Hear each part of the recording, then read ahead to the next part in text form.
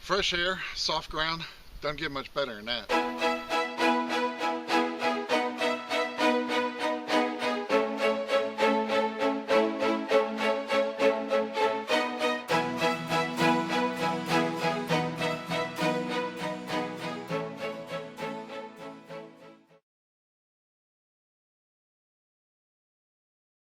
Well, welcome back to Finding America. It is really great to see you here.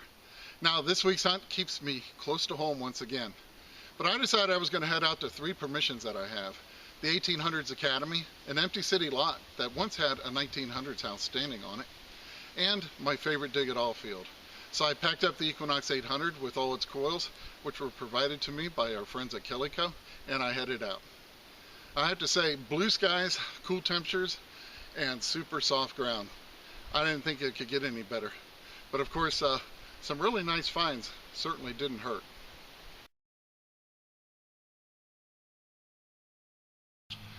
Well, I am at the old Academy building, and this was built in the late 1800s, and I'm back here with the 6-inch coil running in Park 1 and just going really slow, digging anything conductive. First good target I got this morning was kind of a cool little iron buckle with a ring attached. I don't have any idea why that would be, but pretty cool little piece I thought I'd share with you. Hopefully I can get some hunting in here for a little while. We've got some pretty bad thunderstorms heading our way in a few hours, and it's raining off and on, but we'll see what I can get out here. Well, next signal was kind of a choppy 13. Went down about, I'd say about 4 inches. I popped it out, but it's an old belt buckle. So, first two finds, 2 buckles. Keep on going and see what else is here. Well, I checked that hole that I got the last buckle, and it had a signal in the plug. It's giving me a 16, and I finally got it out. Well, check it out. It says anvil on the top and has a picture of an anvil underneath it. So very cool. I have never found this variety button before, so I'm very happy about that. And it's in really good shape too.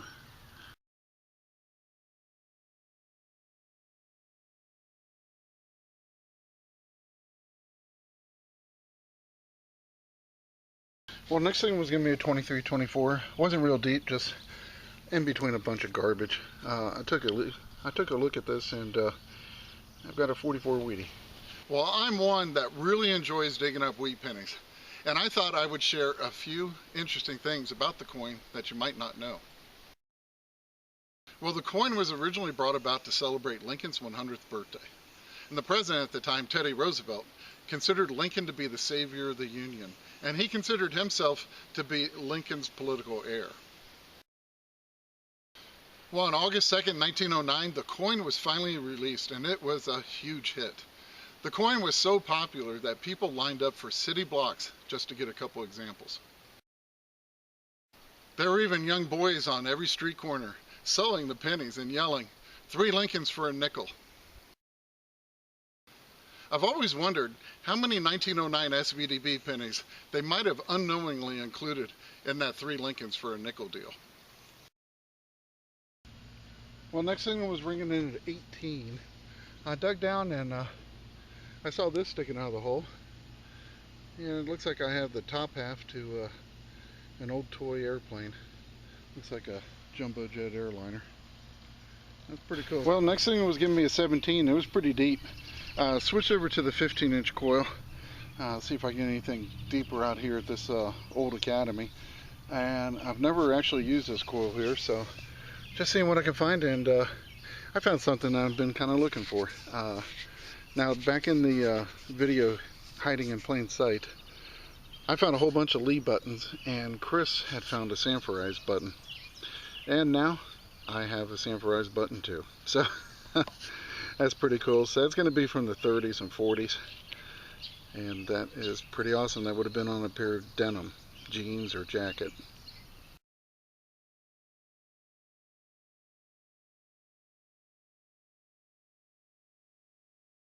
Well, next thing was a Bangin 28, about 3-4 inches down, and got a toy truck that still has a hook on the back. So this is one area of the school that we found tons and tons of toy cars. So just another one for the collection. Well, I was getting a real strong 2223 signal right here. Pop the plug and check it out. I believe I have a Tootsie toy. Oh, that's sweet. Looks like some type of hot rod. So I'm going to get this brushed off and I'll give you a better look at it, but that is awesome. Love digging these. Well, check that out. It's a hot rod roadster. It's got a rumble seat in the back and it's got all its wheels and tires at the moment, but very cool. Yeah, this is probably going to be 50s, 60s, but a great toy car. Love it.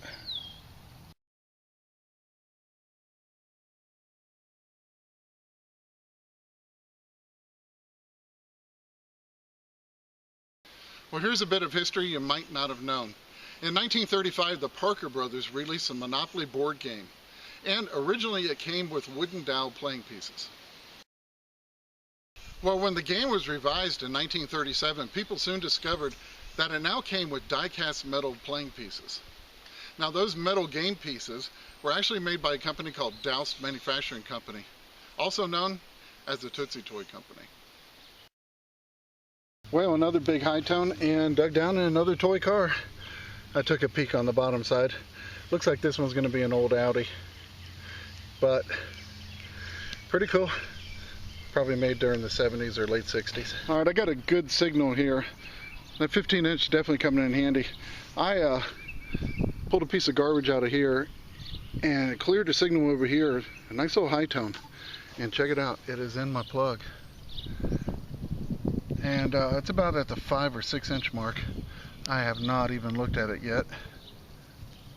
Ah, we got a silver Roosevelt. Well, I will definitely take that. Oh, there it is. It appears to be a 48. So that's a great find. And it's got a Denver mint mark. So, managed to pull silver out of here that we missed with all the other machines and coils. And 15 definitely did a good job finding that.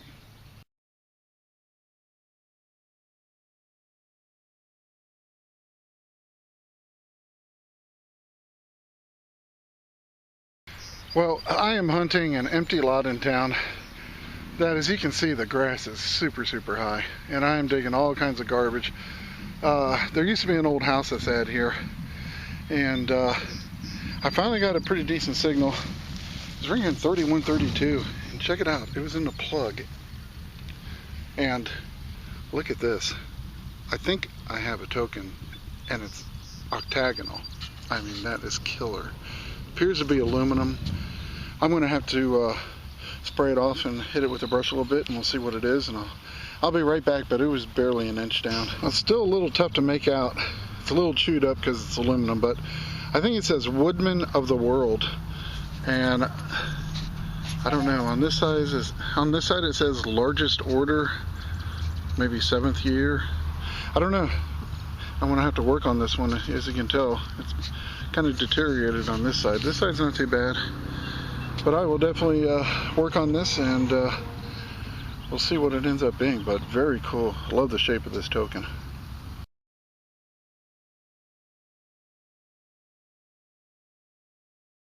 Well, the Woodman of the World was a fraternal organization that began all the way back in 1890. Now, they had multiple chapters that met all across the United States. Well, the principal function of this organization was to provide insurance and benefits in case of injury or death for the people who worked in the lumber and wood industry. Well, some of you may have noticed the beautiful gravestones that are in the shape of tree stumps when you visit some of our older cemeteries. Now, for many years, those gravestones were part of the benefits package for their fallen members.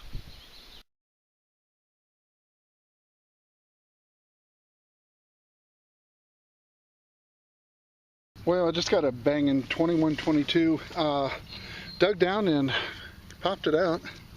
Appears I have half of a compact, and there's unfortunately no markings on it that I can see, but some of the makeup is still in it. So, cool little find. Let's see what else we get here.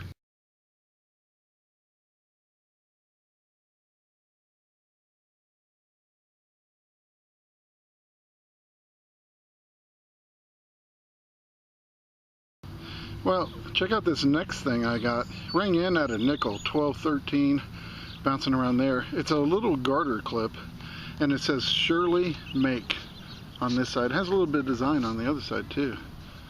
Sort of a Greek key pattern. But pretty cool little garter clip. Well, I got a 16 here. Found a piece of crumpled up aluminum. But as soon as I popped the plug, I brushed it off a little bit, but I got a little bonus find. It was just sitting there staring at me. I got some kind of, I don't know what it is. Some little action figure. The bottom of it says 1993. And I'm sure someone out there knows what that is, but hey, kind of cool. Don't usually see that in the hole very often.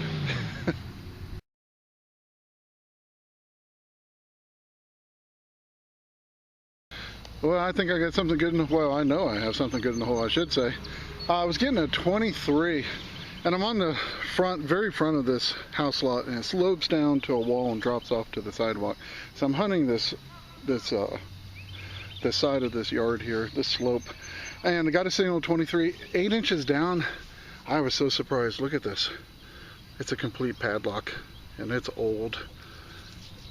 Oh, and it does have a design on it. I'll tell you, oh, it's missing the back cover, but I think we got the side with the design on it. I'll tell you what, I'm going to brush it off, and I'll be right back, but check that out. I mean, late 1800s, early 1900s. Great looking lock. All right, I will be right back. Well, there she is. I'll tell you what, I haven't seen this one before. I don't see any writing on it, nothing to tell me what the maker was, but it does have this sort of flag pattern here. Kind of reminds me of a Confederate flag, but that is a really cool lock. I'll tell you what, I found a really cool lock plate last week, and this week I got another one. Love digging these things.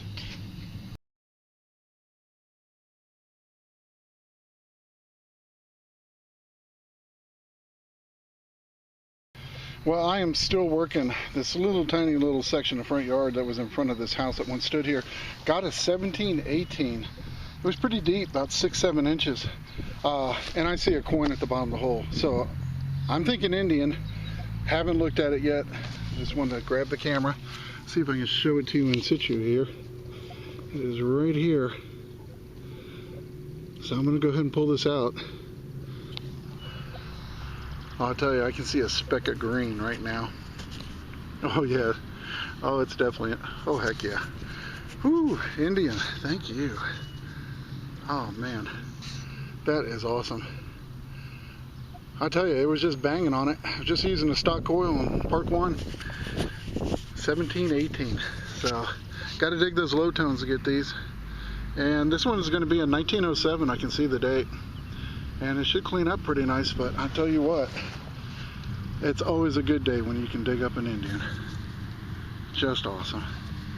I gotta tell you what, I got 5 or 6 really good items just out of this little tiny section of this yard here. So I am definitely buckling down and see what else I can get here.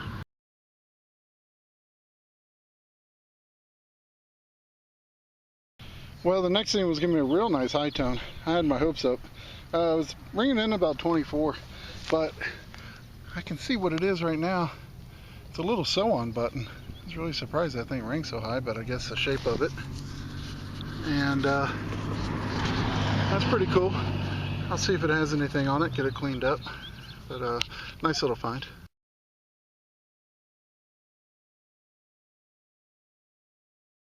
Well, I'm working this other side area where this house once stood over here, and got a 12-13. I dug deep, about 7-8 inches, and I finally popped it up. And check it out. Might be a little hard for you to see, but I've got a cufflink, and I don't know what's on it.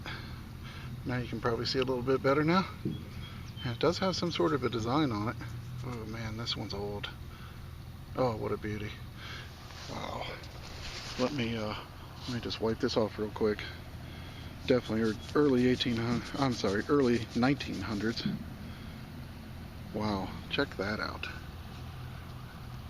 Look at that design. That is awesome.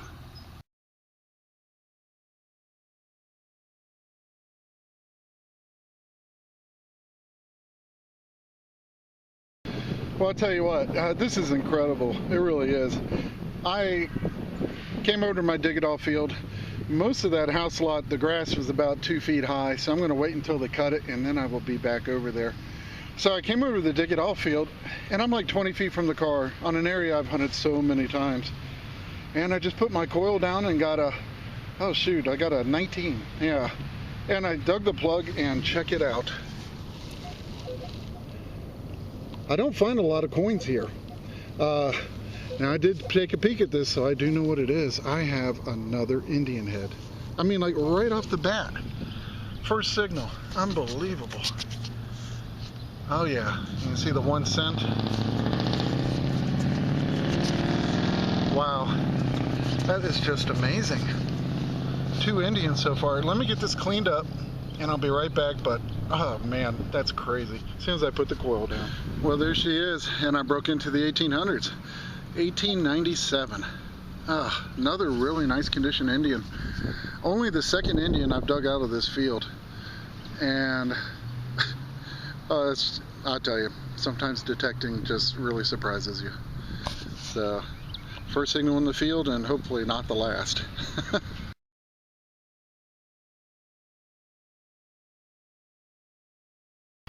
Well, it's not anything incredible.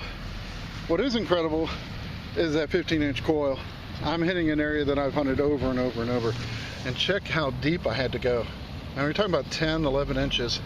And I pulled this out at the bottom of the hole. So, very cool.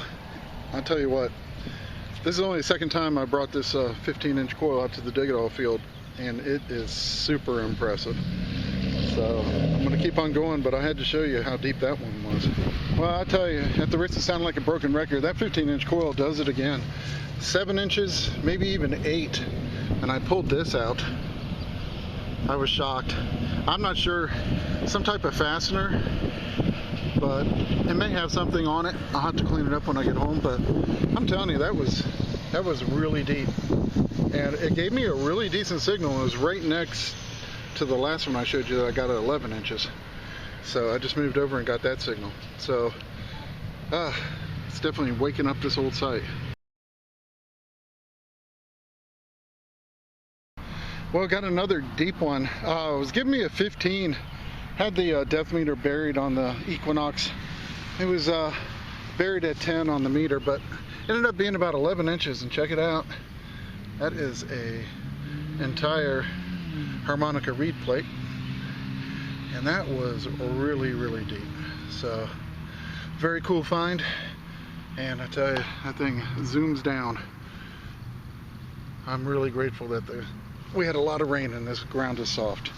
So easy digging, and produces a really cool find.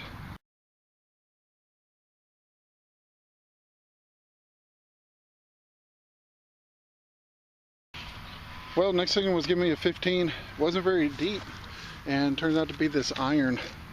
It looks like a stovetop cover. So pretty cool. And yeah, probably what it is. You put your thing in there and pulled it up. Pretty ornate, but neat little find. I got another decent target. I was getting a 24. I went down about 7 inches and pulled it out. It's a spoon, but this time it's going to be a 1/4 teaspoon. And check it out. It's spelled out all along the handle. Definitely has some age to it. Some old style numbers on it. Probably 30s or 40s. Yeah, pretty cool little piece.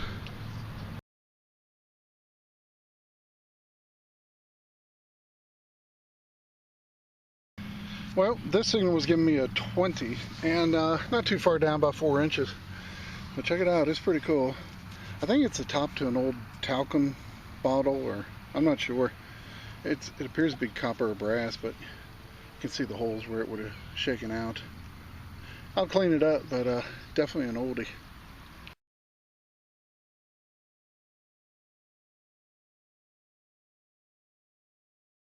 Well, this time I got a nice solid 15 signal.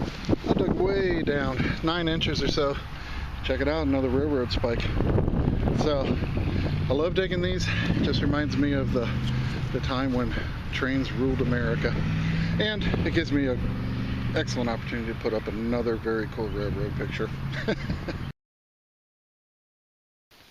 Well, I also want to share a bit of news with you. Now, Chris had fully intended to be with me on this last hunt, but on Friday he wasn't feeling well and he checked himself out at the hospital. They ended up keeping him there for 2 days. Now, I just want to let you know he is back home. It was not virus related, and I have talked to him. It's just going to be a little while until he's able to be back out in the field, and I just want to let him know that I'm really looking forward to when I can dig with my friend again.